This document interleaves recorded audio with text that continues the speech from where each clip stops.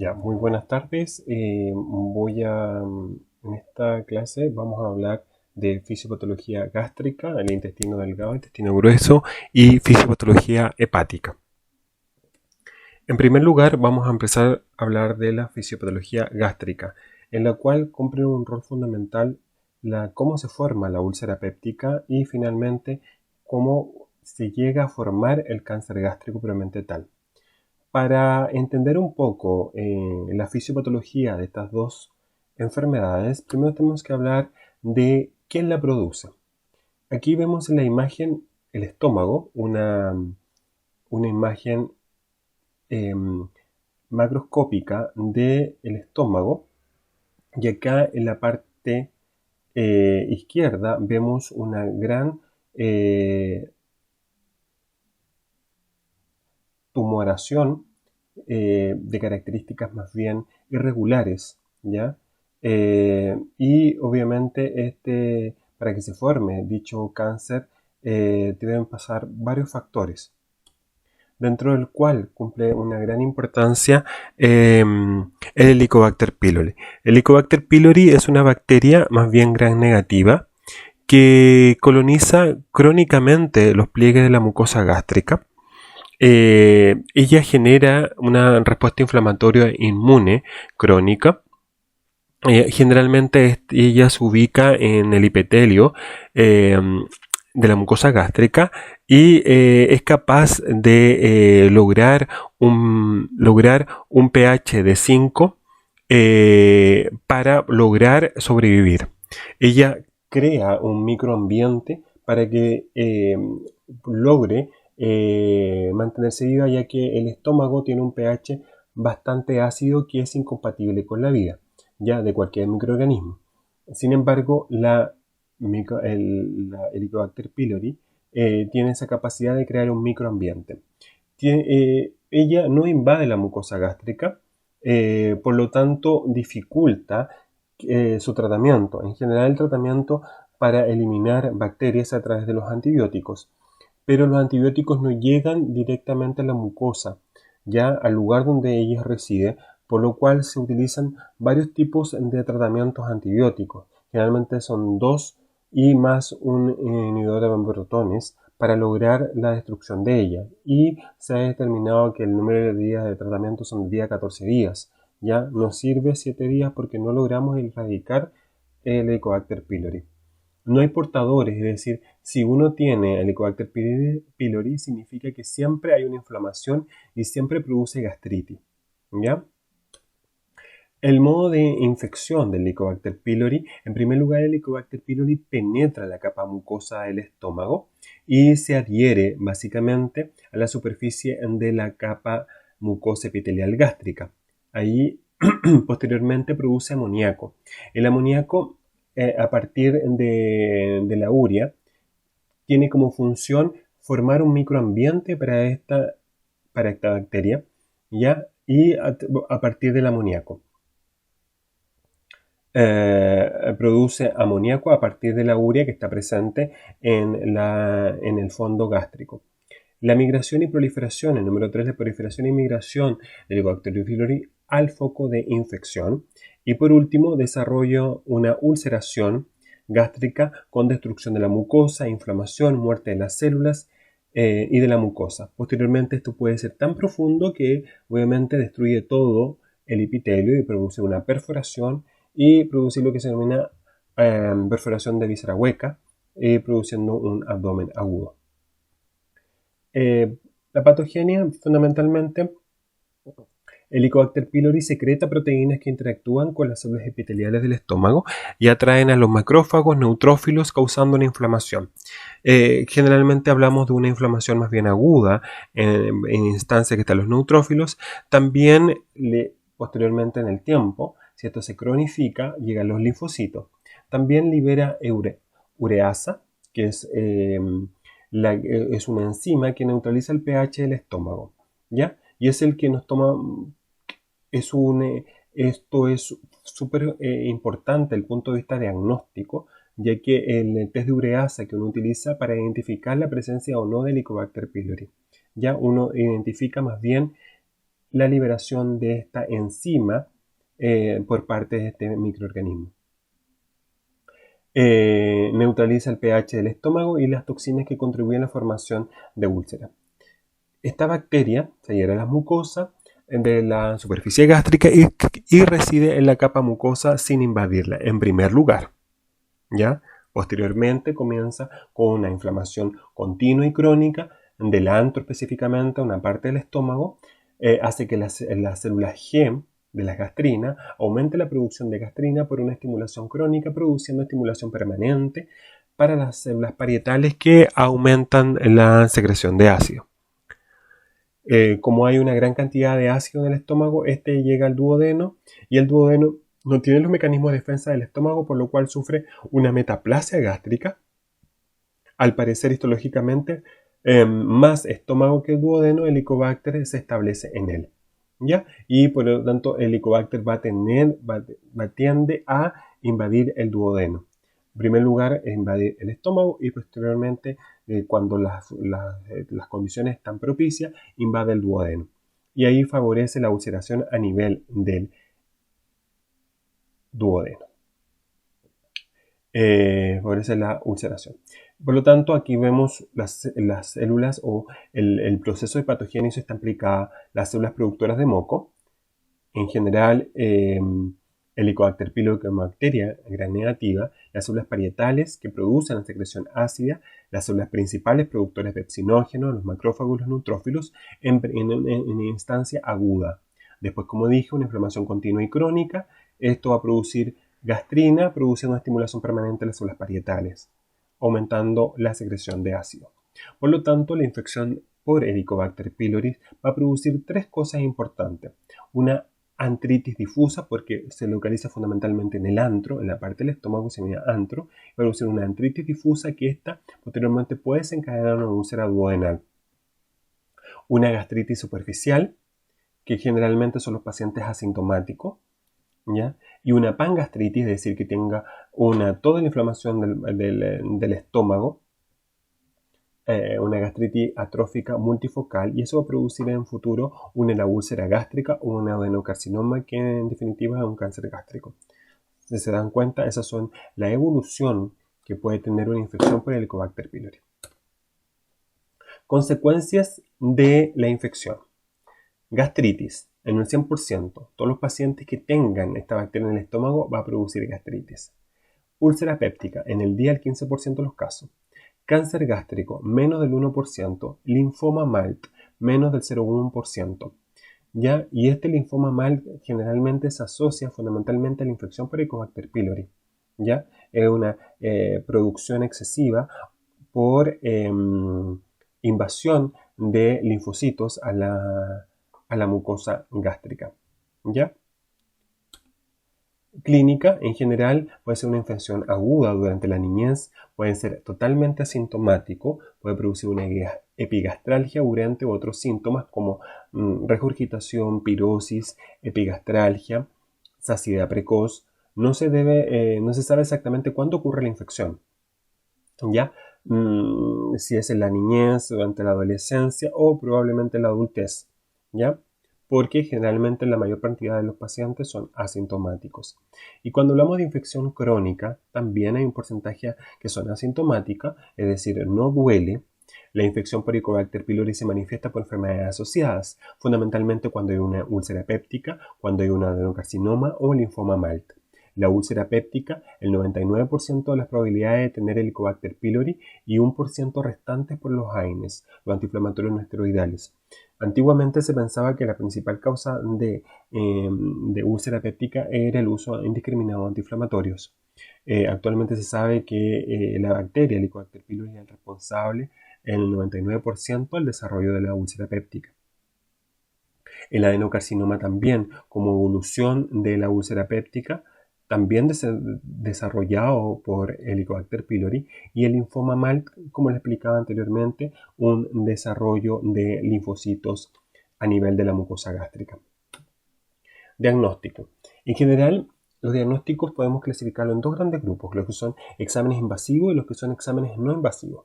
Los exámenes invasivos, ¿a qué se refieren? Fundamentalmente en el cual se requiere que el paciente esté sometido a algún grado de sedación, por ejemplo, para hacerle una endoscopía digestiva alta y someterlo a una biopsia. Ahí uno pide el test de ureasa, buscando básicamente la presencia de esta enzima que produce esta bacteria gram negativa. Y el cultivo de la muestra, ¿ya? Pero el más utilizado es el test de ureasa. Y los exámenes no invasivos son el test de aire expirado, ¿ya? Por serología buscar IgG como infección antigua, Helicobacter pylori, o IgA como infección reciente, precoz de Helicobacter pylori. PCR en sangre y en deposiciones. Generalmente lo que uno utiliza en primera instancia son hacer un diagnóstico a través de la endoscopía más test de ureasa y después le sale positivo, deja con tratamiento por 14 días al paciente, después al mes repite el examen pero no le hace una endoscopía, sino más bien le hacen un examen no invasivo, especialmente el antígenos a nivel de deposiciones. Y si aparece todavía antígenos contra el Helicobacter pylori, es decir, el paciente todavía presenta la infección. Y si no aparece, es decir, que efectivamente fue eliminado todo ese microorganismo. Eso con respecto a la parte gástrica, de lo cual a mí lo que más me interesa es lo que ustedes se recuerden, que el Helicobacter pylori es el factor de riesgo para desarrollar úlcera gástrica, adenocarcinoma y linfoma alto. Ahora bien, pasamos al segundo segmento, que es la fisiopatología del intestino delgado y intestino grueso. Y aquí hablamos dos cosas importantes. Vamos a hablar del síndrome diarreico agudo, ¿ya? Y el síndrome diarreico crónico, que tiene más bien relación con el síndrome de malabsorción. El síndrome diarreico agudo generalmente se produce cuando hay alteraciones a nivel de las funciones gástricas básicas, como son la absorción, la secreción y el transporte. Cuando hablamos de diarrea, por definición, hablamos que son deposiciones mayor a 200 gramos en 24 horas, es decir, mayor a 10 gramos por kilo en 24 horas. Deposiciones de consistencia disminuida, ya habitualmente líquidas. La frecuencia, la normalidad en algunos pacientes pueden ser 3 veces a la semana, que es su hábito intestinal, o algunos pacientes que tienen la capacidad de ir 3 veces al día al baño a tener deposiciones. La composición de la deposición generalmente es 60 a 80% de agua, de fibra un 7 a 20% y una masa bacteriana un 7 a un 20%. El movimiento de agua a través del epitelio es secundario al movimiento de electrolitos de sodio fundamentalmente y mantiene el equilibrio electroquímico entre los distintos compartimentos. Por ejemplo, si a través del enterocito se introduce sodio, obviamente como hay un gradiente osmótico, el sodio como soluto va a atraer agua ya por osmosis, ¿ya? Y obviamente se va a absorber el agua a través del tubo digestivo. Existen segmentos en los cuales se absorbe más agua que lo habitual. Por ejemplo, el duodeno tienes a 8.000 a 10.000 ml hora, sodio 800, potasio 100, cloro 700. A nivel del segmento, específicamente del intestino grueso, tenemos que de agua existe 1500. De sodio 200, de potasio 10 y de cloro 100.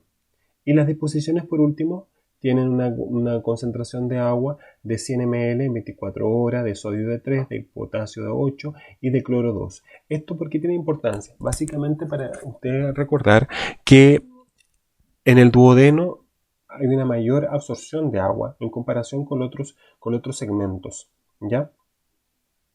Y a nivel del colon, también se absorbe una gran cantidad de agua.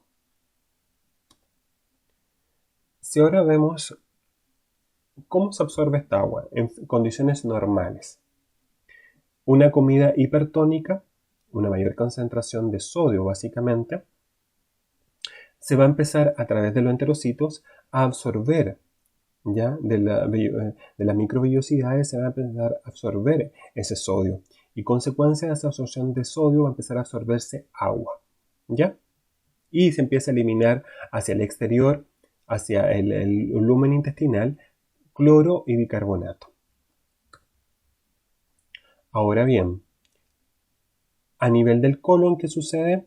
Básicamente también por gradiente de osmolaridad, los solutos comienzan a ingresar a través de las microvellosidades y consecuencia de eso empieza a ingresar agua, ¿ya? Y así logramos una osmolaridad adecuada a que ingrese al torrente sanguíneo. Por lo tanto, cuando hablamos de diarrea tiene que haber alteración de los mecanismos que anteriormente nombré. Y la clasificación de las diarreas, hablamos de alteración en la absorción, que se denominan diarreas osmóticas, alteración de la secreción, que se denominan secretoras, alteración de la motilidad y diarreas inflamatorias de la mucosa intestinal, que se denominan también más bien diarreas inflamatorias, que tienen relación directa con algún microorganismo o alguna bacteria, virus, que invade la mucosa intestinal. La diarrea osmótica básicamente se refiere a que hay una mayor concentración de soluciones, de soluciones hipertónicas, en lo cual la absorción de agua no es necesaria o no es lo suficiente. Por lo tanto, como hay mayor concentración de solutos, el agua comienza a dirigirse directamente hacia el lumen intestinal, ¿ya? Y consecuencia de ello, el agua se distribuye desde los enterocitos hacia el lumen intestinal. Y eso dado básicamente por una comida hipertónica. Diarreas más bien del tipo osmótica. Y diarreas del tipo osmótica generalmente está dado por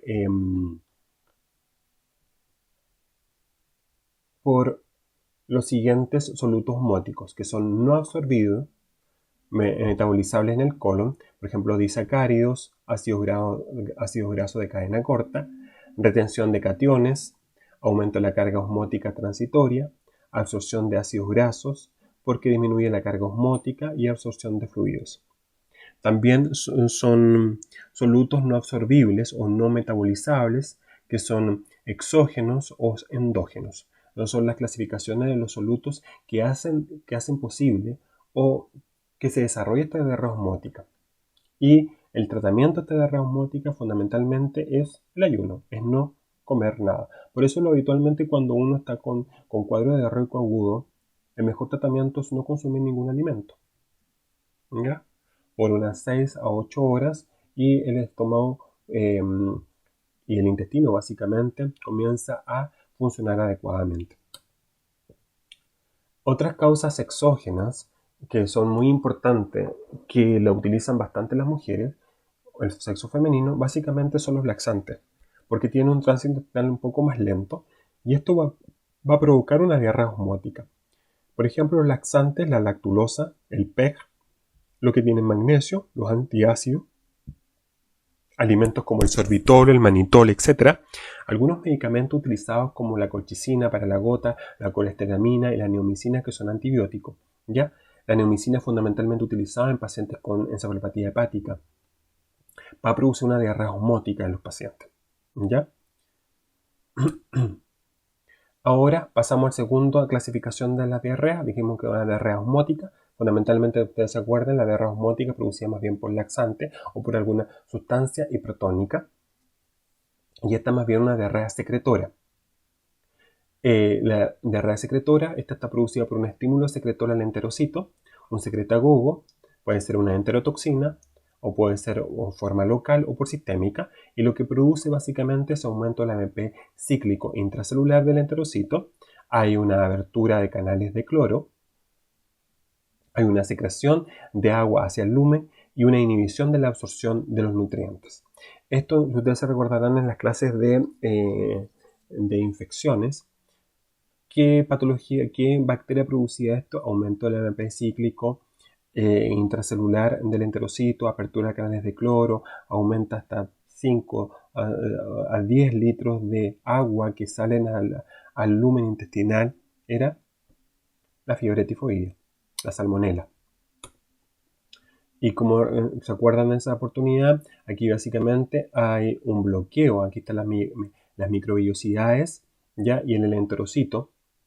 Y en el enterocito hay un bloqueo a nivel del sodio por una toxina de este sodio. Por lo tanto, se acumula mayor cantidad de sodio por efecto del AMP cíclico y a través del lumen, y como consecuencia de ello hay aumento de liberación de cloro y bicarbonato hacia el lumen intestinal, y eso trae como consecuencia que hay mayor soluto en el lumen, por lo tanto, por osmolaridad sale más agua desde las microvellosidades hacia el lumen intestinal, produciendo una diarrea importante. Pero este tipo de diarrea es diarrea secretoria porque hay algo que está afectando el transporte. En este caso, más bien son toxinas. Estímulo.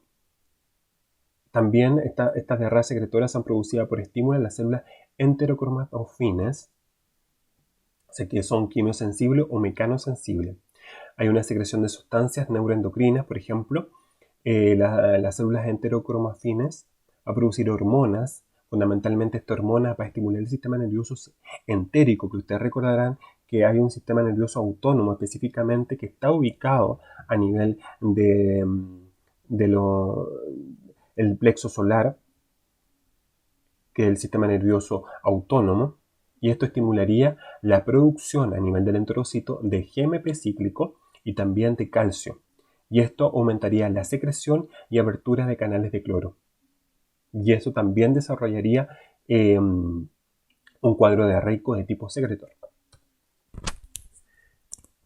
Ahora, fisiopatología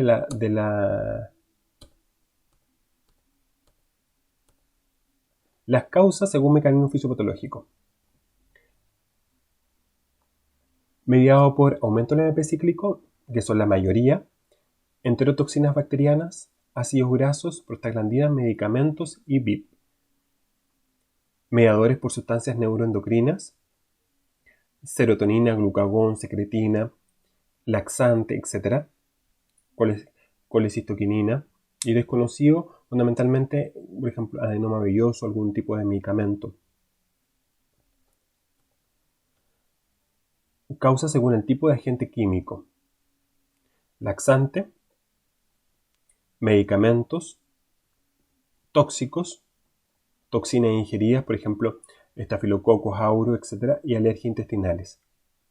¿Ya? Pero generalmente, como les dije antes, los laxantes en su gran mayoría producen más bien una diarrea osmótica. Este tipo de diarrea secretoria generalmente está asociado a la fenoftalaína, ¿ya? No a la lactulosa y los disacáridos que no son reabsorbibles. También tenemos otra causa que son las endógenas, las enterotoxinas bacterianas, por ejemplo el Vibrio cólera y Lecherichia coli. Laxantes endógenos, ácido hidroxilado y tumores productores de hormonas. ¿Ya? Bueno, para describir básicamente las causas. Ahora, diarreas inflamatorias. Esta diarrea inflamatoria se debe básicamente a un daño del enterocito. Fundamentalmente es de origen infeccioso. Hay una colonización y adherencia, y posteriormente hay una invasión o entrega de la toxina. Esto va a producir una respuesta inflamatoria más bien celular en primera instancia, después humoral y fagocítica. Como ustedes recordarán, como esto hay una invasión de los enterocitos, obviamente aparte de diarrea, este cuadro está asociado a algún grado de de disentería. Disentería son deposiciones sanguinolentas. Por lo tanto, la diarrea inflamatoria hay aumento de secreción intestinal, hay aumento de la motilidad intestinal. Como le explicaba, hay daño de enterocitos, por lo tanto hay una disminución de las disacarasas, proteasas y transportadores de hidratos de carbono, de proteínas. Básicamente hay alteración de la permeabilidad, hay exudación desde vasos, hay una atrofia vellocitaria, hay células inmaduras e hiperplasia de las criptas. También esta diarrea inflamatoria produce efectos locales y sistémicos. Ya fiebre puede estar asociado a alteraciones en las pruebas hepáticas, ya diarrea acuosa secretora, más bien diarrea disentérica. En este caso, más que una diarrea acuosa secretora, es una diarrea inflamatoria. Si ustedes se dan cuenta, esto es una endoscopía digestiva baja, en el cual uno ve inflamado el intestino, ¿ya? Y esta inflamación puede ser tan importante que puede llegar a esos puntos rojos que se ven ahí, puede producir un sangramiento, ¿ya? Aquí como especie de telangiectasia produciendo una rectorragia en el paciente. Causa de diarrea inflamatoria. Y generalmente son infecciosas, invasoras como bacterias, virus. Por ejemplo, tenemos algunas rotavirus también, algunos parásitos, producción de citotoxinas, alguna bacteria diarrea inflamatoria también como causa autoinmune por características tóxicas, vasculares, idiopáticas, etc. Ahora, la última clasificación con respecto a la diarrea, hablamos de alteración de la motilidad. En toda diarrea se produce por aumento de agua intraluminal y hay aumento de la motilidad. Esto es generalmente un evento único y primario y es menos frecuente. Los mecanismos no están bien dilucidados. Tiene que ver básicamente con el sistema nervioso autónomo, que produciría algunas alteraciones de sustancias neuromorales y que esto estimularía la musculatura lisa. Y esto va a traer como consecuencia aumento de la motilidad. Esto es lo que se denomina básicamente síndrome intestino irritable. Algunas causas que producen esta dismotilidad son el hipertiroidismo en primera instancia, pacientes que tienen un sistema más bien hipercatabólico que va a traer como consecuencia este cuadro diarreico producido por alteración de la motilidad, trastornos digestivos funcionales, que ahí está el colon irritable, el tipo diarreico, la diabetes mellitus cuando tiene alguna alteración del punto de vista neuropático, puede producir enteropatía diabética, y algún tipo de carcinoide que también se ha demostrado como también podría producir alguna alteración en la motilidad. Y la fisiopatología, como les explicaba, no está todo muy claro con respecto a por qué se producen estas alteraciones o este tipo de diarreas, ¿ya?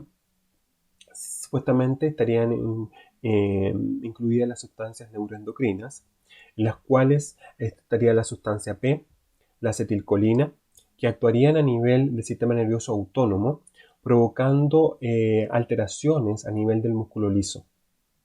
¿Ya? Algunos agentes que estarían probablemente implicados en esta diarrea o en dismotilidad serían las catecolaminas, es decir, en periodos de estrés, que libera una mayor concentración de noradrenalina y adrenalina, acetilcolina, que también podría estar implicada, las serotoninas, que son las principales, la histamina también podría estar implicada, opioides, colecitoquinina, motilina, somatostatina, el VIP, la sustancia P, el óxido nítrico y otra sustancia, el PACAP, que también podrían estar implicados en el desarrollo de esta alteración de motilidad.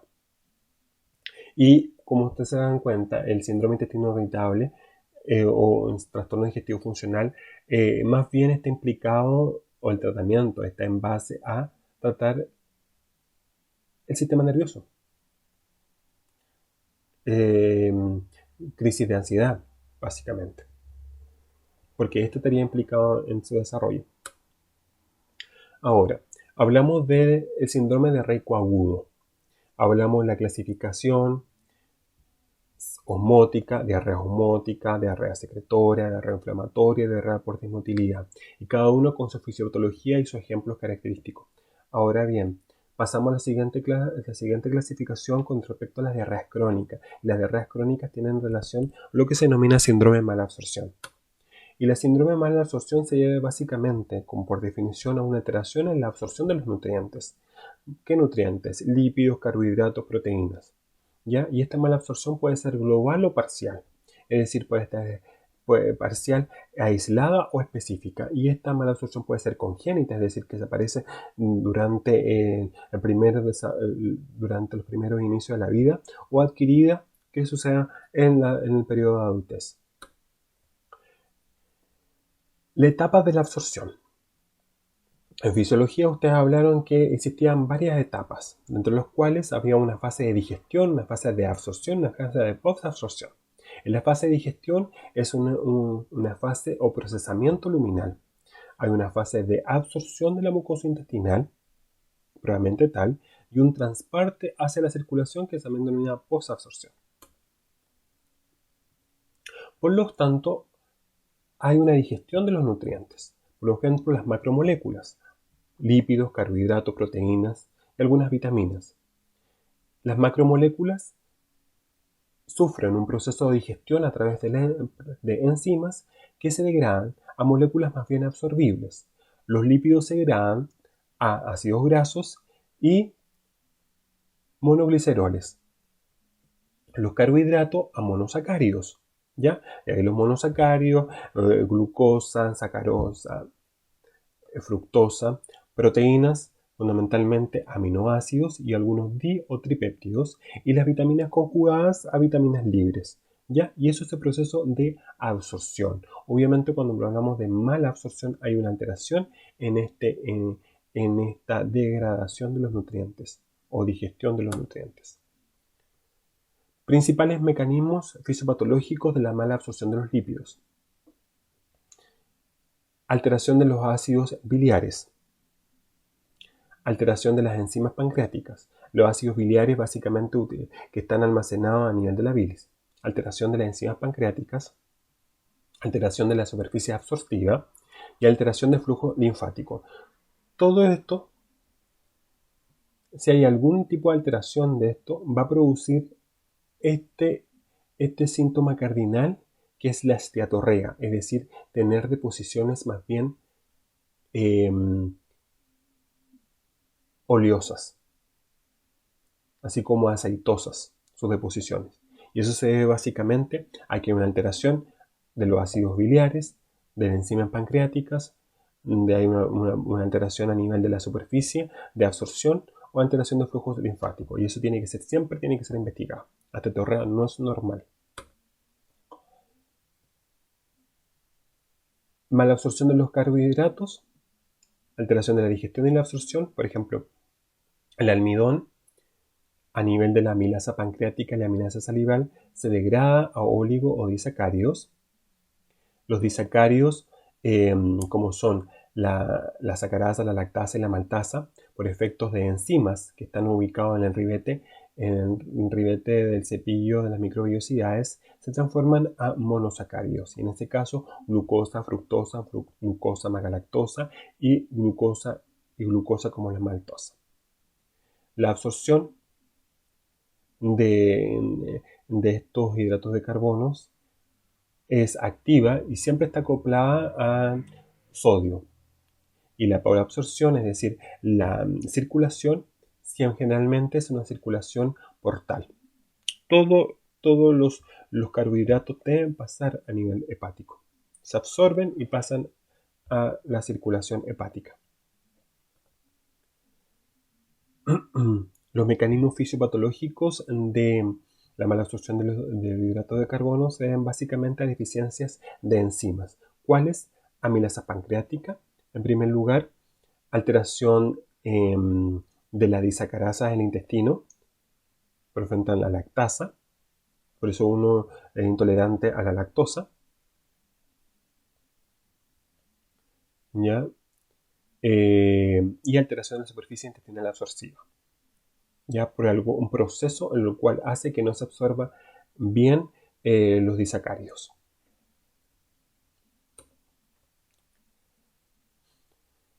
Déficit de lactasa. Puede ser congénito primario, puede ser congénito inicio tardío o más bien adquirido, que es la causa más frecuente, ¿ya? Y fundamentalmente adquirido se debe a una eh, disminución de la actividad básicamente de esta enzima, que es la lactasa. También puede ser provocado por algunos microorganismos, como es el caso de la enfermedad celíaca, por el sobrecrecimiento bacteriano y también por la giardiasis, que es un parásito, o el rotavirus, como la Giardia lamblia. ¿Ya? La causa más frecuente que me toca ver es intolerancia a la lactosa. Con respecto a la absorción de las proteínas, el pepsinógeno gástrico, por efecto del pH, hace que la pepsina se active. Por lo tanto, todos los aminoácidos que llegan al duodeno, ya a través de la digestión, aumenta la colocitoquinina y eso hace que aumente la secreción pancreática de enzimas, específicamente el tripsinógeno.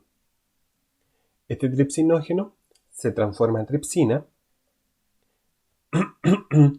y eso se debe básicamente a que aumenta la actividad de la enteroquinasa. Al aumentar la enteroquinasa, activa la tripsina y comienza el proceso de degradación de todas las proteínas, ¿ya? Por lo tanto, en la digestión de las proteínas actuaría la pepsina y la tripsina, que son fundamental enzimas de la digestión proteica, ¿ya? Y esto trae como consecuencia que se forman aminoácidos de cadena más corta y también dipeptido o tripeptido. Los principales mecanismos fisiopatológicos de la mala absorción de proteínas se deben a alteración de la secreción de proteasa, es decir, de pepsina y tripsina. Alteración de la activación de las proteasas. Si nos falta, por ejemplo, un pH ácido, no vamos a activar la pepsina, o si nos falta la enteroquinasa, no se va a activar la enzima activa. Alteración de la superficie absortiva, fundamentalmente cuando hay una alteración morfológica de las microbiosidades. Por lo tanto, vamos a empezar con una enfermedad que cada vez tiene mayor diagnóstico y tiene mayor sospecha cuando hay un síndrome de mala absorción, que es la enfermedad celíaca. Y la enfermedad celíaca, como ustedes deben haber escuchado, es una reacción inflamatoria crónica del tipo inmune contra el gluten, ya específicamente alfa-gliadina. Existen personas que tienen una predisposición genética y está asociado a un antígeno mayor histocompatibilidad. Hay una inmunidad alterada, fundamentalmente una inmunidad celular y humoral. La inmunidad celular hace que hay un infiltrado linfocitario en la mucosa, específicamente la lámina propia y el epitelio, y humoral, que hay anticuerpos circulantes, fundamentalmente, que están dirigidos contra el endomicio y antitransglutaminasa, básicamente contra la lámina propia. Hay anticuerpos circulantes que hacen que el epitelio se inflame y por lo tanto al inflamarse disminuye la absorción de nutrientes. Esto va a provocar que hay una atrofia biocitaria, es decir, las microvellosidades tienen cierto relieve, que eso más bien se ve alterado y produce un síndrome de malabsorción más bien con manifestaciones atípicas. ¿Ya? La primera característica de un síndrome de malabsorción es la esteatorrea. La enfermedad celíaca generalmente no está asociada a eso, sino más bien a síntomas más bien inespecíficos, como son meteorismo, de vez en cuando periodos de diarreas, constipación y lo que llama mucho la atención es la baja de peso.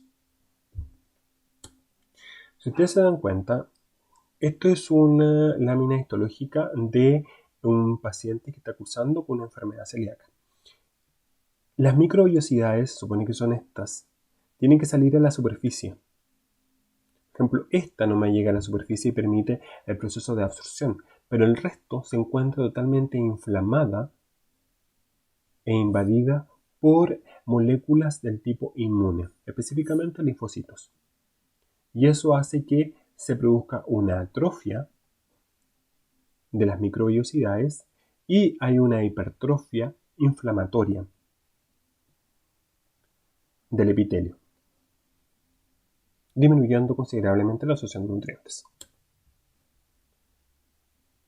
Nuevamente, si ustedes se dan cuenta, acá se ve un poco mejor las microvellosidades, pero también con infiltrado, todos esos puntitos azules que se ven son infiltrados inflamatorios que están ahí presentes en la lámina propia y en las microvellosidades. Esto es muy característico de enfermedad celíaca. Esto un poco mayor que esto. Entonces hablamos de lo que sucedía en fisiopatología gástrica, fisiopatología intestinal, básicamente síndrome de Rico agudo, síndrome de Rico crónico, y ahora vamos a hablar de fisiopatología hepática. En general, el hígado es un órgano noble, se ha considerado como un órgano desintoxicante por naturaleza. Todo debe pasar por el hígado, ¿ya? Toda sustancia debe pasar por el hígado, por lo tanto aquí se metaboliza y se procesa. ¿Cuáles son las funciones del hígado? Tenemos funciones más bien metabólicas. ¿Por qué? Porque ahí produce un proceso de gluconeogénesis con respecto a los carbohidratos. También produce metabolismo proteico, produce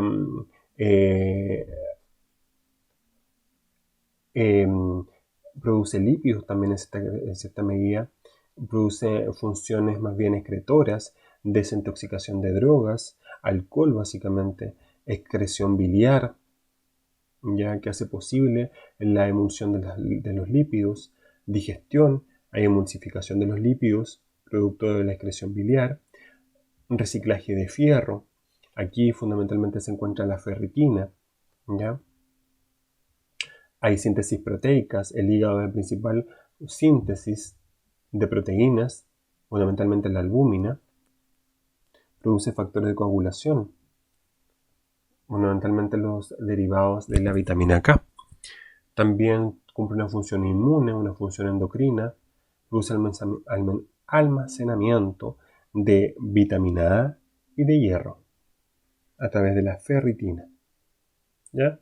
Si se dan cuenta, el hígado tiene múltiples funciones, por lo tanto es un órgano fundamental. Funciones metabólicas. El defecto metabólico del hígado puede manifestarse en forma aguda o en forma crónica. A la insuficiencia metabólica del hígado contribuye además el daño celular, la anastomosis portosistémica que impiden que la sangre porta pase por el parénquima hepático. Ya, sí, en algunas ocasiones puede producir un daño importante en el hígado que la sangre hace como un bypass del hígado y no necesariamente tiene que pasar todo por el hígado porque hay un deterioro de su función. Eso se da cuando hay una inflamación más bien crónica. Si ustedes se dan cuenta, el hígado histológicamente van a aparecer diferentes células y diferentes zonas del hígado que cumplen funciones estrictas. Por ejemplo, a nivel de la vena porta, básicamente hay síntesis de urea. Se realiza en la célula cercana a la afluente de la porta del acino. Tenemos también la gluconeogénesis, que es la formación de glucosa a partir de otro producto, fundamentalmente de proteínas, la oxidación de ácidos grasos y la síntesis de glucógeno a partir del lactato predominante en el área periportal. Todo esto cumple una función súper específica, ¿ya? También tenemos la zona acinar y los sinusoides hepáticos, que cumplen una función más bien en la glicólisis, la biotransformación de sustancias exógenas, es decir, la desintoxicación, y la síntesis de glicógeno a partir de glucosa ocurre preferentemente en el hepatocito en área perivenosa. También la síntesis de glutamina ocurre en los hepatocitos cercanos a afluentes venosos de la sina. ¿Se dan cuenta? Hay cada zona del hígado cumple una función específica, ¿no? Síntesis de urea, gluconeogénesis, síntesis de glutamina, glicólisis, ¿ya? Que son las fundamentales desde el punto de vista metabólico. Y eso se llama regionalización metabólica. Tenemos sistemas protectores como son la glutatión peroxidasa y el glutatión, y sistemas potencialmente activadores de toxina, por ejemplo el citocromo P450, ya que básicamente estos sistemas hacen son fundamentales para eliminar sustancias tóxicas. El tetracloruro de carbono y el paracetamol producen necrosis localizadas preferentemente en áreas perivenosas, afectando las vías metabólicas correspondientes, fundamentalmente la síntesis de glutamina. El tetracloruro de carbono y el paracetamol a pesar de que es un antiinflamatorio súper inocuo, cuando se toma en dosis de intoxicación, es decir, más de 5 gramos de paracetamol al día, va a producir una necrosis, es decir, destrucción de células hepáticas, especialmente las que están ubicadas en la síntesis de glutamina. ¿Ya? Y aquí, para desintoxicar, cumpliría una función muy importante el citocromo P450. Entonces,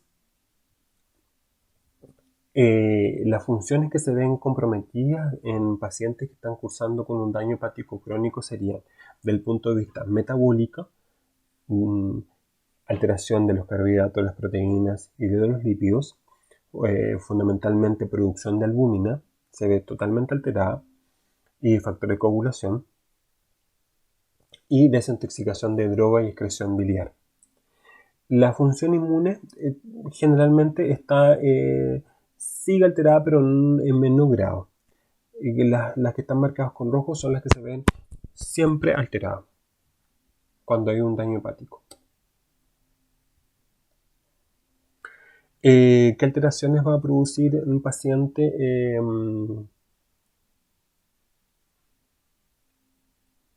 Cuando hay alteraciones metabólicas, fundamentalmente resistencia a la insulina,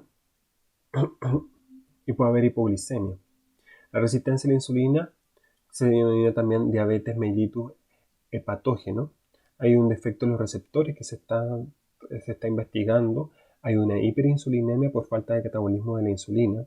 Además hay un aumento de las concentraciones plasmáticas de glucagón, adrenalina, somatostatina y glucocorticoides.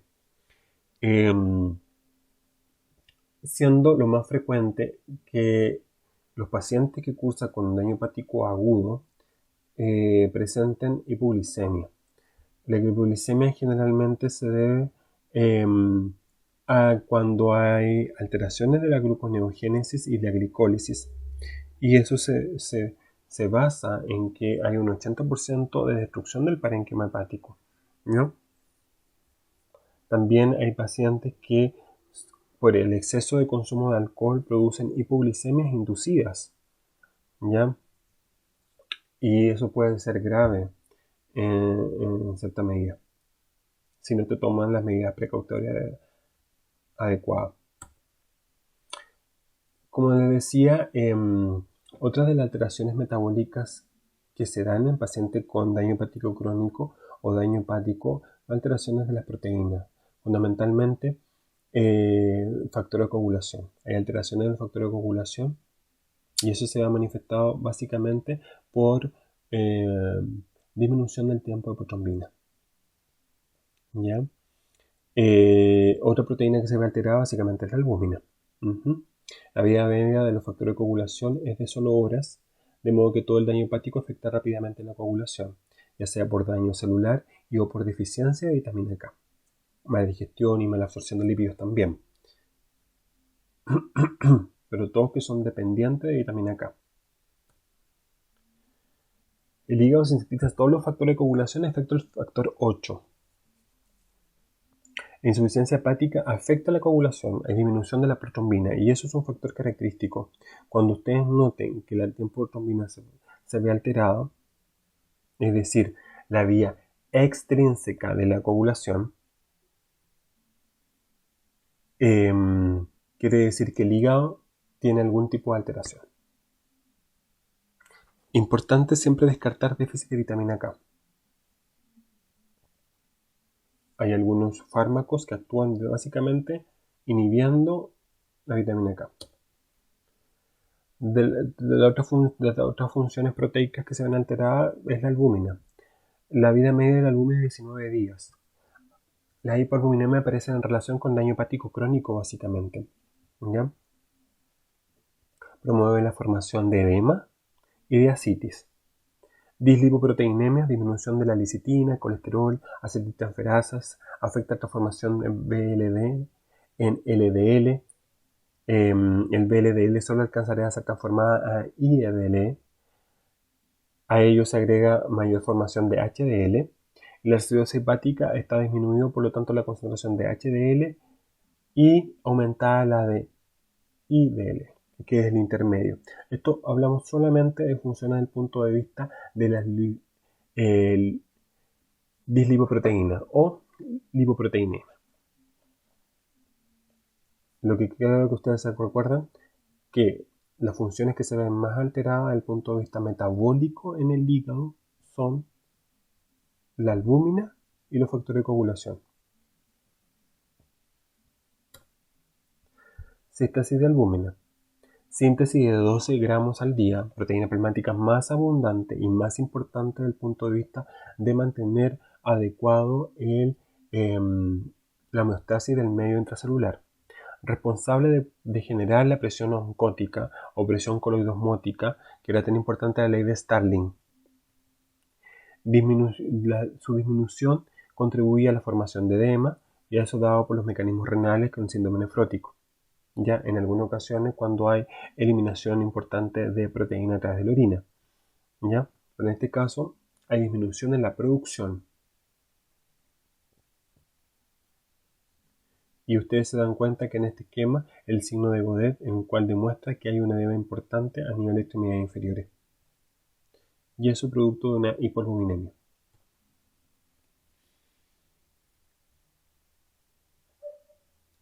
Alteraciones en las funciones fundamentalmente de los aminoácidos. En insuficiencia hepática crónica, fundamentalmente en cirrosis hepática, está disminuida la concentración de aminoácidos de cadena ramificada, la lecitina, la valina, la isoleucina, por aumento de la utilización de estos aminoácidos por tejido muscular y adiposo.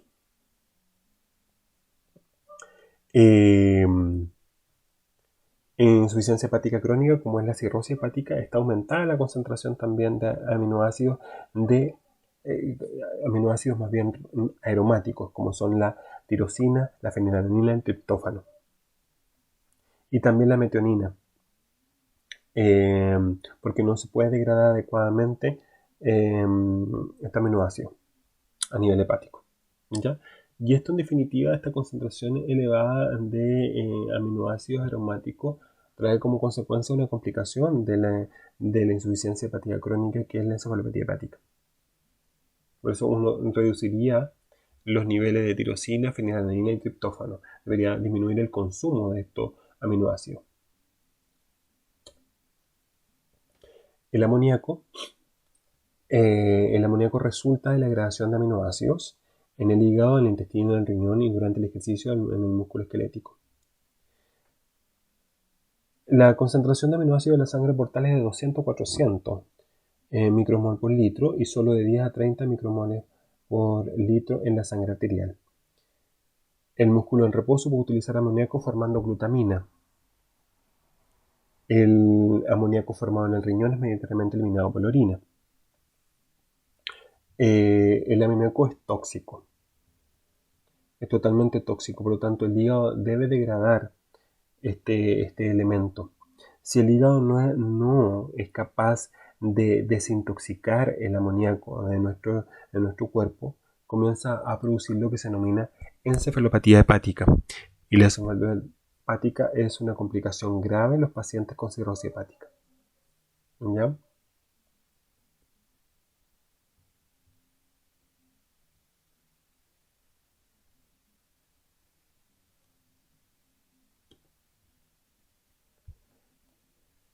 La hiperamonemia,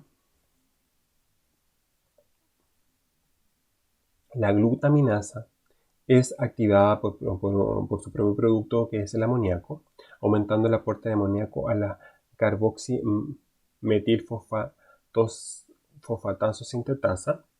La glutaminasa produce un aumento relativo de la síntesis de urea.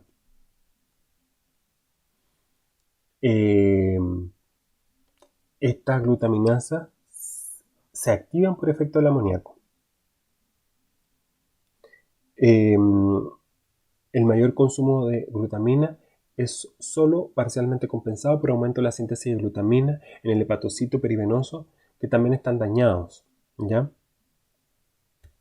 La hiperamonemia por daño hepático deriva de una disminución de la síntesis de urea y de glutamina, ¿ya?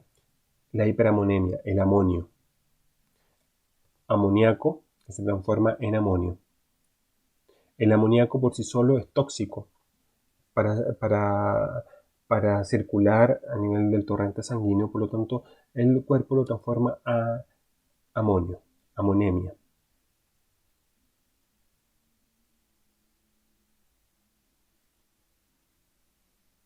Y esto es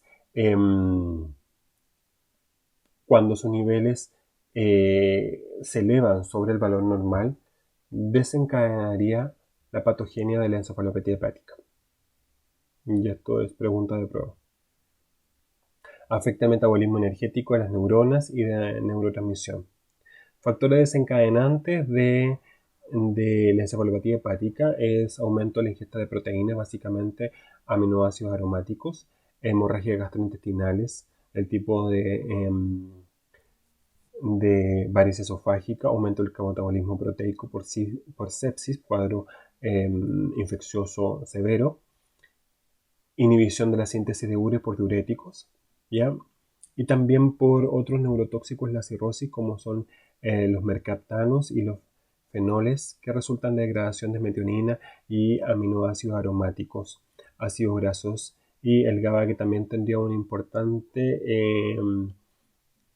rol en el desarrollo de la encefalopatía hepática, producido por la hiperamonemia, que es el amonio. Por lo tanto, ya hablado de todas las alteraciones que suceden a nivel metabólico cuando hay una alteración del hígado. El hígado puede presentar un daño hepático agudo o un daño hepático crónico. El daño hepático agudo más bien es producido por algún tipo de noxa que destruye o inflama, y esa inflamación puede destruir en forma rápida, es decir, dentro de 2 o 3 semanas, el funcionamiento hepático, o más bien un daño hepático crónico, que es lo que se denomina cirrosis hepática, en el cual tienen que pasar más de 3 meses, en el cual hay una alteración en la estructura del parénquima hepático. Hay una inflamación, que esa inflamación fue crónica, duró más de 3 a 6 meses esa inflamación, eso produjo una reparación y esa reparación trajo consecuencia a la formación de nódulos regenerativos que en definitiva va a producir una alteración en la arquitectura del parénquima hepático. Las causas que llevaron al desarrollo de un daño hepático agudo se describen como los siguientes. Drogas, fundamentalmente paracetamol, como una droga inocua que cuando supera los valores de 5 gramos al día puede llegar a consecuencia a producir un daño hepático agudo. Lo mismo con la hepatitis A, la hepatitis B, pueden producir un daño hepático agudo, ¿ya? En Estados Unidos más bien la B, en Chile la hepatitis A. También en pacientes que están cursando con un shock séptico importante y la hepatitis B en Estados Unidos. Esto va a provocar que en el enterocitos, específicamente en el hepatocito va a producir una necrosis, es decir, muerte de esas células. Y esa muerte puede ser tan importante que deje de funcionar adecuadamente el hígado y va a requerir trasplante hepático. Los mecanismos por los cuales se produce el daño hepático agudo estaría dado por lo siguiente.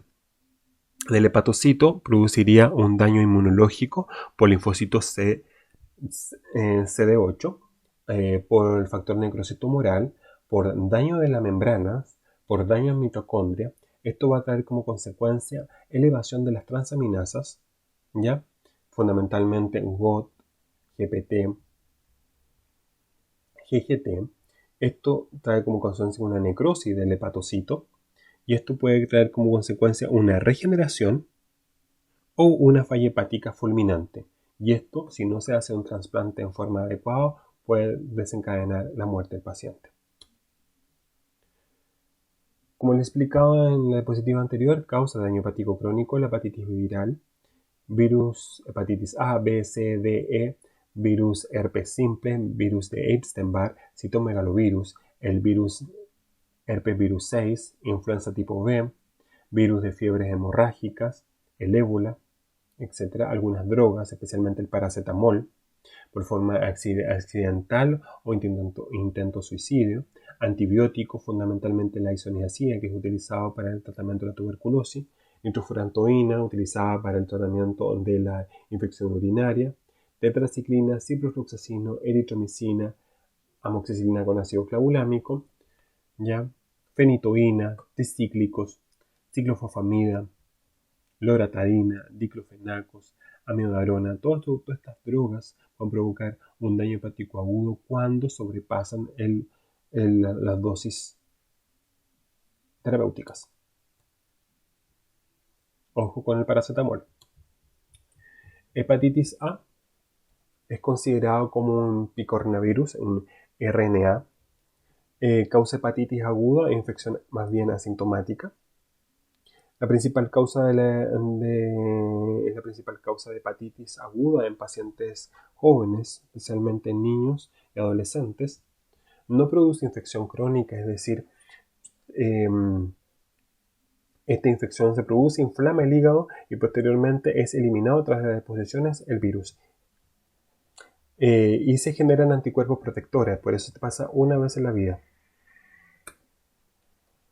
Los que tienen mayor incidencia de hepatitis A generalmente son países subdesarrollados, especialmente a nivel de África, el Medio Oriente, también Bolivia y Centroamérica tienen mayor prevalencia de hepatitis A. Básicamente, la hepatitis A es contagio fecal-oral, es decir, por tener una mala higiene.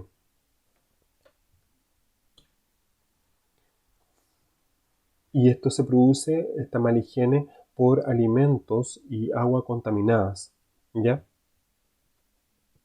Estas personas que consumen alimentos que están contaminados fundamentalmente, este virus es hepatotrófico, es decir, tiene afinidad fundamentalmente por el hígado. Tiene un periodo de incubación que va de los 10 a 30 días, comienza a replicarse fundamentalmente a nivel hepático y esa replicación produce una inflamación y eso se demuestra a través de exámenes de laboratorio, especialmente la GPT. La GPT no, tiene un pic que demuestra que hay una inflamación y posteriormente tiene que haber cierto grado de necrosis del hepatocito. Aquí comienza ya a producirse una respuesta inmune en la hepatitis, comienza ya a aparecer en la sangre IgM, inmunoglobulina de acción rápida, que es la IgM, contra el virus hepatitis A, es decir, ya comenzamos a desarrollar inmunidad. ¿Ya? Y después queda el IgG, que es para toda la vida, que tiene ese marcador que dice que este paciente ya tuvo una infección por virus hepatitis A. Este virus es eliminado a través de las deposiciones y a través de la bilis. Por eso es tan importante que los pacientes que sufren o que tienen hepatitis por virus A tengan sus utensilios propios y también que después de tener deposiciones se limpie con cloro el baño, ¿ya? Porque es eliminado a través de las deposiciones el virus. Generalmente los síntomas se manifiestan a partir de la segunda semana, es decir, de los 10 días aproximadamente. El periodo de incubación dijimos que era de 10 a 30 días, pero a partir de la segunda semana ya comienzan los síntomas, fundamentalmente ictericia, coluria, fiebre, dolor abdominal, vómito también. Y a partir de la segunda semana comenzamos con la viremia.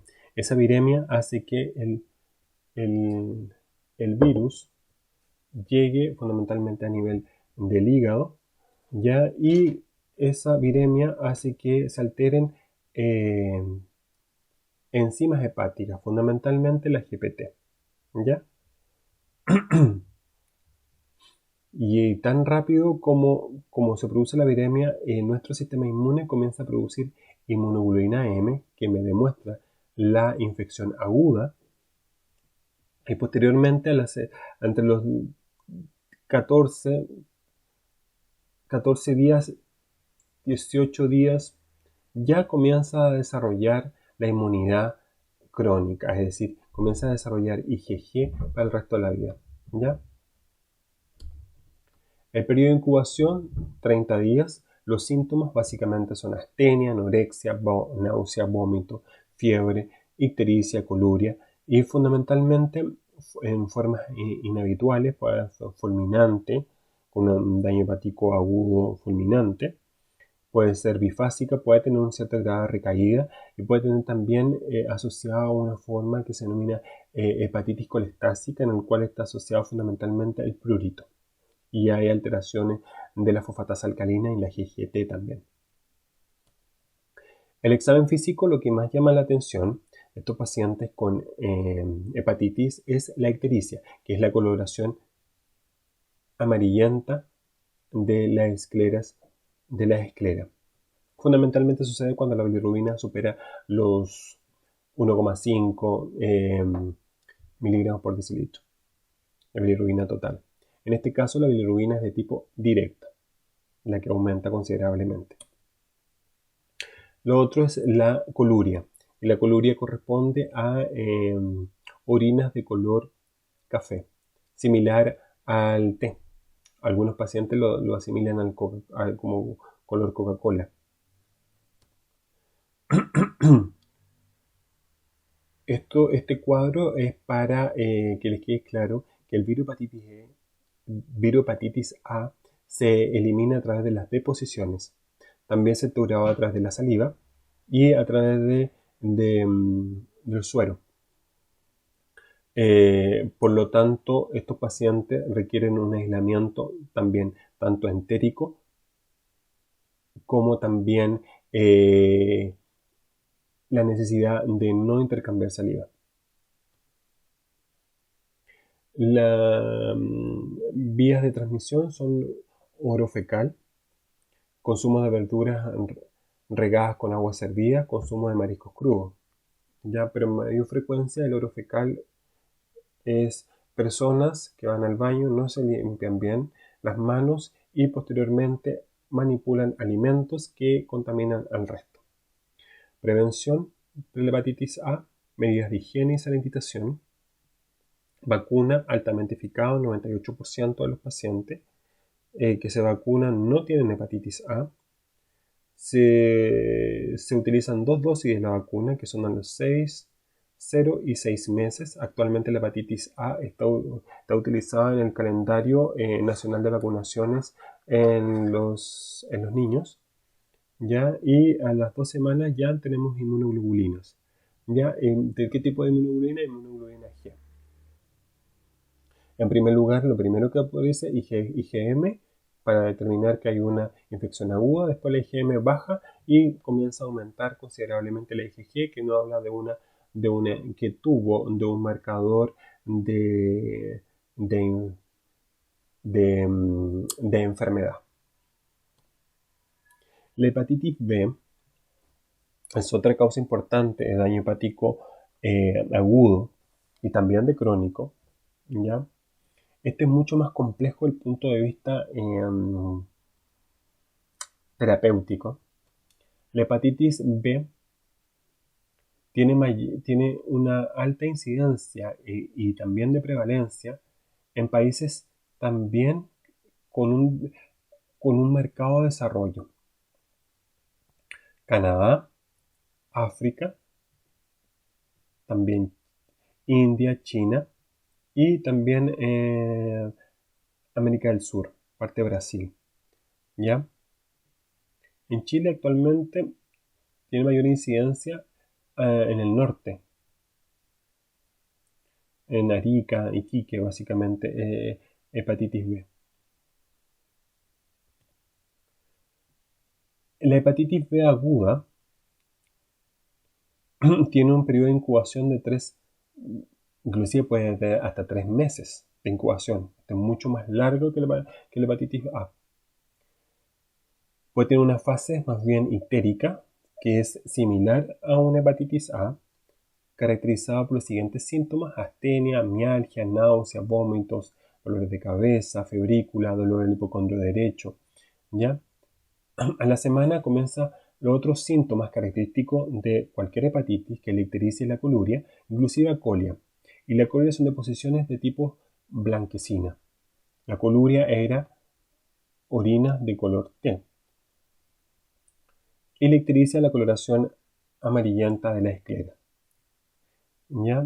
Generalmente hay una mejoría del estado general, tienen menor astenia al correr de la semana, pero sí llama mucho la atención la hepatomegalia de los pacientes. Hay dolor, el producto de la hepatomegalia, hay dolor en el hipocondrio derecho. También este paciente presenta ictericia. Hepatitis aguda, generalmente la bioquímica, ¿qué nos va a decir? Hay un aumento de la bilirrubina total, de predominio directo siempre. Puede llegar de 5 a 15 miligramos por decilitro. Hay aumento de la GPT, que habla de necrosis y de inflamación, 8 a 10 veces el valor normal. Y la GGT, gamma glutamina peptidasa, también está aumentada 1,5 a 3 por el valor normal. El diagnóstico de hepatitis aguda se hace a través del antígeno de superficie de hepatitis B,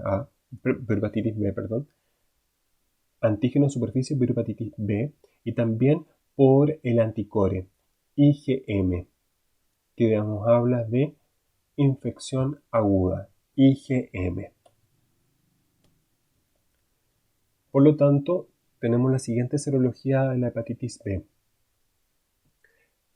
Antígeno de superficie virohepatitis B, marcador de infección aguda por virus B. Anticor virohepatitis B, que puede ser IgM, que nos dice que es algo agudo, o puede ser IgG, que es más bien algo que nos lleva a la cronicidad. Marcador de infección aguda, porque IgM, y crónica, porque IgG, o de exposición. Antígeno E del virus hepatitis B, marcador de replicación viral. Anticuerpos anti-E, que básicamente que tiene que ver con el marcador de replicación. Y anticuerpo anti-S, que es marcador de inmunidad natural o por vacuna. Es el que utilizamos mucho para ver si el paciente tiene o no la inmunidad requerida, ¿ya? Que es el antígeno de superficie. Y es el que uno mide.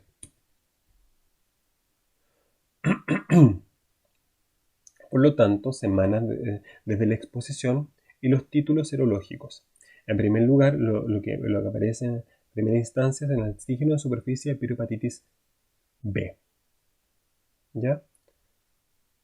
Aquí estamos la semana, a partir del mes aproximadamente, comienzan ya a producir una especie de viremia. Después de las 8 a 12 semanas comienza a producir los síntomas, más bien ictericia, coluria, febrícula, etc.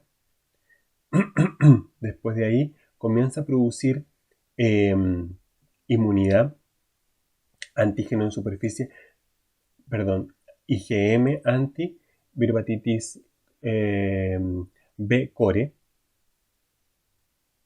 y después queda el IgG anti core virhepatitis B. ¿Ya?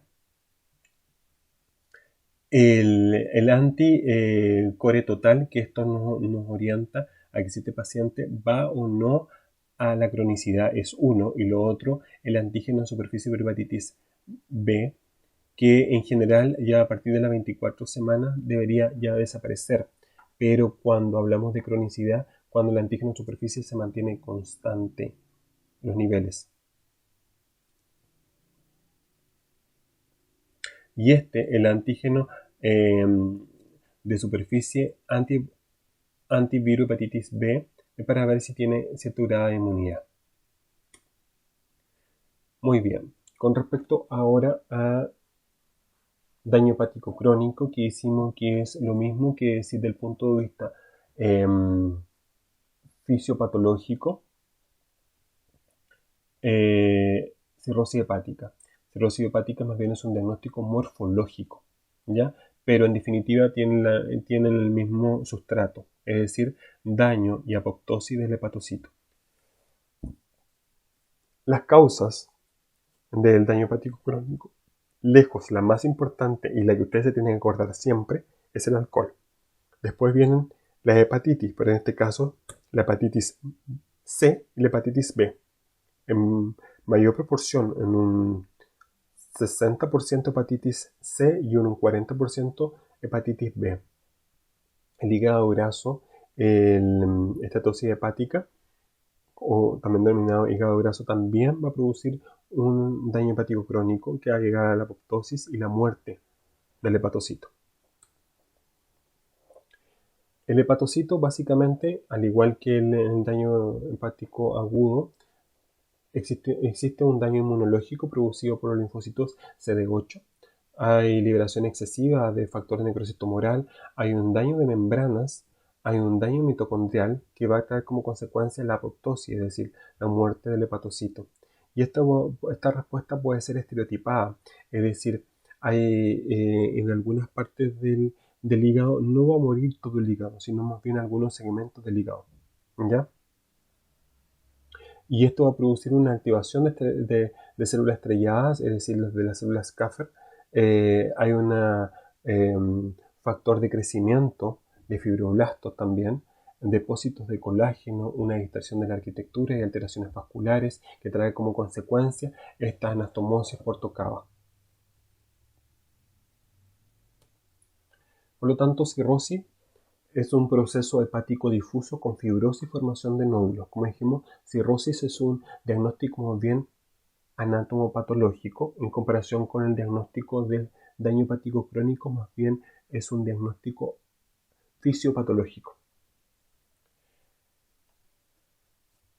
Cuando dijimos de cirrosis, muchas causas: alcohol, virohepatitis B, virohepatitis C, hígado graso, resultan finalmente en necrosis, fibrosis y regeneración. Y eso, producto final, cirrosis hepática. Hay disminución de síntesis. ¿Qué cosas se sintetizaban en el hígado que eran muy importantes? Hay disminución de la síntesis de factores de coagulación, disminución en la síntesis de albúmina. Hay alteración en el metabolismo del hidrato de carbono, básicamente, con tendencia más bien a la hipoglicemia y disminución de la gluconeogénesis. Alteraciones vasculares. Hay el síndrome de hipertensión portal, es decir, producto de esta disminución del tamaño del hígado. En primera instancia, el hígado sufre un proceso de hepatomegalia, es decir, el hígado crece, producto de la inflamación. Después, con el tiempo, como hay fibrosis, nódulo de regeneración, el hígado se empieza a achicar. Y en el centro del hígado tenemos la vena porta. Por lo tanto, al empezar a comprimir la vena porta, produce una hipertensión portal. Tenemos los hepatocitos, comienzan en un proceso de fibrosis con fibroblastos. Posteriormente comienzan a producirse los nódulos de regeneración y comienzan a alterarse la arquitectura del hígado. Y esos nódulos de regeneración hacen que el hígado se empiece, entre comillas, a secar. Causa y consecuencia y mecanismo del daño hepático crónico. Falta de ATP. Aumento de radicales libres. Disminución de antioxidantes. Alteración de membrana por lipidoperoxidación, fosfolipasa, proteasa y endonucleasa. Hay fibrosis, transformación de células de hito en miofibroblasto, fibroblasto y aumento de la síntesis de colágeno. Trae como consecuencia nódulo de regeneración, alteración de la arquitectura. Y trae como consecuencia este síndrome que se denomina síndrome de hipertensión portal. El síndrome de hipertensión portal produce un aumento de la resistencia al flujo, aumento del flujo en la anastomosis arterioportal y venosa. Hay una obstrucción pre, intra y post hepática y una obstrucción intrahepática pre, intra y postsinusoidal. Hay un aumento de la presión intrasinusoide contribuyendo a la formación de lo que se denomina ascitis. Este síndrome, que es el síndrome de hipertensión portal, es el principal responsable de la formación de ascitis, es decir, el abdomen globuloso. Posteriormente, la fibrosis y la cirrosis induce hipertensión portal a través del aumento de la resistencia intra y postsinusoidal. En la necrosis, fibrosis y regeneración desorganizada produce una cirrosis con hipertensión portal y colestasis. Hipertensión portal implica desarrollo de colaterales portocavales, varices esofágica, hemorroide, esplenomegalia, el cual va a producir hemólisis, secuestro de leucocitos y trombocitos, lo cual crea como consecuencia una pancitopenia en los pacientes con daño hepático crónico. La ascitis, factores hepáticos y renales, va a producirse básicamente por hipertensión portal, que es el mecanismo principal. Segundo, hipoluminemia. Esa hipoluminemia va a provocar una hipovolemia y también aumenta la absorción renal de sodio por hiperestimulación del sistema renina-angiotensina-aldosterona. Estos pacientes están aumentado este sistema renina-angiotensina-aldosterona, considerando a este tipo de pacientes que desarrollan un hiperaldosteronismo secundario. ¿Ya? Porque a pesar de que tienen un gran abdomen y todo, estos pacientes son considerados como hipovolémicos, los cuales se ensaban a nivel renal y comienza la síntesis de renina, angiotensina 2, potente vasoconstrictor a nivel y eso estimularía la producción de aldosterona que absorbe sodio a nivel del túbulo, los túbulos renales. Como dijimos, dentro de la principal causa de daño hepático crónico es el alcohol. El consumo per cápita está correlacionado con la mortalidad global por cirrosis. En Chile la dependencia de alcohol en el 5% de la población y un umbral de riesgo 60 gramos al día en hombres y 20 gramos al día en mujeres. El alcohol disminuye el potencial redox a través de ADH, que es una hormona importante que transforma el alcohol en acetaldehído. El acetaldehído es totalmente tóxico, reactivo, y el acetaldehído es lo que produce en nosotros la resaca.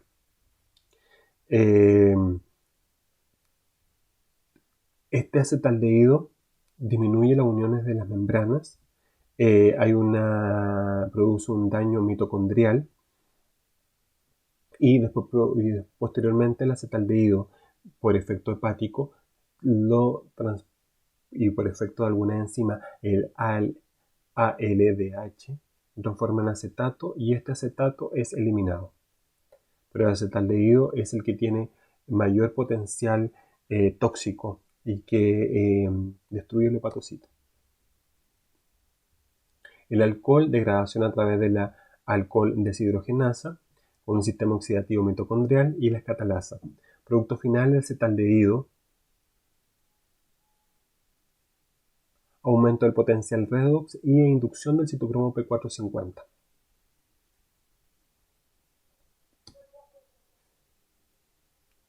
El alcohol lo que hace básicamente frena el ciclo de Krebs. El alcohol disminuye la gluconeogénesis a partir de los aminoácidos, lo que después de agotar la reserva de glicógeno puede dar lugar a hipoglicemias graves, fundamentalmente en insuficiencia hepática aguda. En caso de disponibilidad de glicógeno, el aumento de glicogenólisis por activación adrenérgica puede dar lugar a que el alcohol produzca hiperglicemias también. Pero lo más frecuente que uno vea es hipoglicemia en daño hepático agudo. Por lo tanto, para que ustedes se den cuenta cómo el alcohol produce alteraciones, fundamentalmente un hígado graso que produce hígado fibrótico y que produce fundamentalmente la cirrosis. El tamaño del hígado comienza a disminuir, producto del cual tiene consecuencias clínicas como la hipertensión portal. ¿Ya? Este daño es totalmente irreversible. Cuando ustedes en la histología ven esta neuroregeneración en el cual el centro acinar, es decir, donde está la vena porta, se encuentra totalmente contraído, va a producir el síndrome de hipertensión portal.